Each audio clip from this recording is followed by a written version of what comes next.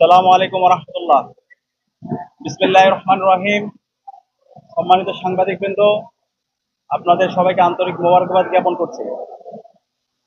ডাকসু নির্বাচনে জয় অথবা পরাজয়ের কিছু নেই। ডাকসু নির্বাচনের মাধ্যমে জুলাইয়ের প্রজন্ম বিজয়ী হয়েছে।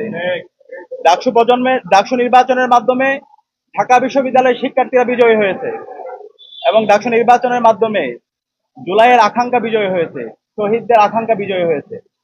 সে কারণে আমরা শুরুতেই শ্রদ্ধার সাথে স্মরণ করছি জুলাই বিপ্লবের সকল শহীদদের, যাদের মাধ্যমে আজকে আমরা ফ্যাসিবাদ মুক্ত বাংলাদেশ পেয়েছি এবং আজকে আমরা প্রতিটি ক্যাম্পাসে ক্যাম্পাসে গণতান্ত্রিক পরিবেশ পেয়েছি।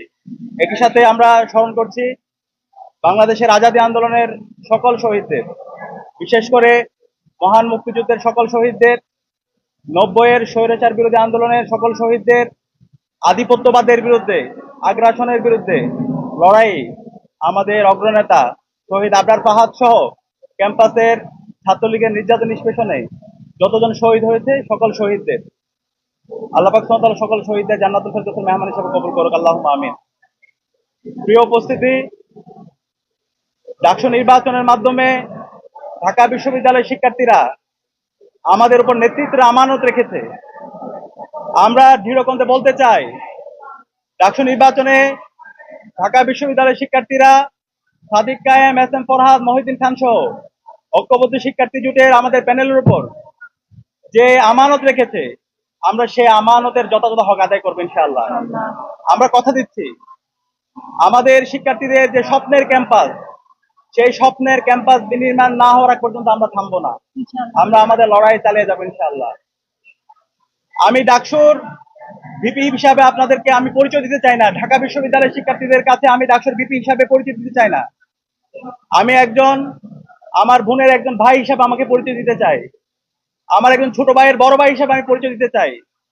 আমার একজন বড় ভাইয়ের স্নেহের ছোট ভাই হিসেবে পরিচয় দিতে চাই।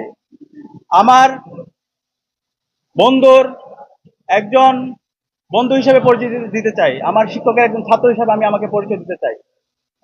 আমি কথা দিচ্ছি, সাদিক কায়েমকে আপনারা যেভাবে দেখেছেন, ডাকসুর বিপি হওয়ার পরে তার কোনো পরিবর্তন হবে না ইনশাআল্লাহ। শিক্ষার্থীদের যে কোনো সমস্যা, ব্যক্তিগত সমস্যা, পারিবারিক সমস্যা, ক্যাম্পাসে ক্যাম্পাসের বাইরে যে কোনো সমস্যায় তার পরিবার যেভাবে পাশে থাকে, আমরা ইনশাআল্লাহ কথা দিচ্ছি ঢাকা বিশ্ববিদ্যালয়ের প্রতি শিক্ষার্থীর পাশে আমরা আমাদের সবটুকু দিয়ে পাশে থাকবো ইনশাআল্লাহ। প্রিয় উপস্থিতি, আমরা এই ডাকসু নির্বাচনের দেখতে পেয়েছি, নির্বাচন আয়োজন করার জন্য আমাদের বিশ্ববিদ্যালয়ের শিক্ষার্থীরা রাত দিন এক করে কাজ করেছেন। আমাদের শহীদদের আত্মত্যাগের মাধ্যমে আজকে এই ডাকসু নির্বাচন অনুষ্ঠিত হয়েছে এবং এই নির্বাচন সফল করার জন্য আমাদের নারী শিক্ষার্থী যারা আছে তাদের অগ্রণী ভূমিকা ছিল এবং জুলাই বিপ্লবে আমাদের বোনদের আমরা অগ্রণী ভূমিকা দেখতে পেয়েছি, তারা আমাদেরকে সাহস জুগিয়েছে। আমরা আমাদের এই ক্যাম্পাসকে সবার জন্য একটা নিরাপদ ক্যাম্পাস হিসাবে বিনির্মাণ করার আমরা প্রতিজ্ঞা করছি। একই সাথে আমাদের এই ঢাকা বিশ্ববিদ্যালয়ের যেই ধর্মের, যে পথের, যে মতের, যে আদর্শের লোক না হোক না কেন, আমরা সবাই একসাথে কাজ করব। আমরা এই ঢাকা বিশ্ববিদ্যালয়কে একটা মাল্টিকালচারাল ইনস্টিটিউট হিসেবে আমরা বিনির্মাণ করব এবং আমাদের প্রতিজ্ঞা, আমাদের এই ঢাকা বিশ্ববিদ্যালয়কে আমরা একটি পূর্ণাঙ্গ একাডেমিক ইনস্টিটিউট হিসাবে আমরা পরিণত করব। একজন বিশ্ববিদ্যালয় শিক্ষার্থী প্রথম বর্ষ থেকে তার চমৎকার একাডেমিক এনভায়রনমেন্ট এখানে পাবে, গবেষণার পরিবেশ থাকবে, তার আবাসন নিয়ে ভাবতে হবে না, তার খাদ্যের নিরাপত্তা থাকবে, স্বাস্থ্যের নিরাপত্তা থাকবে এবং আমাদের নারীদের জন্য একটা নিরাপদ ক্যাম্পাস হিসেবে আমরা গড়ে তুলবো।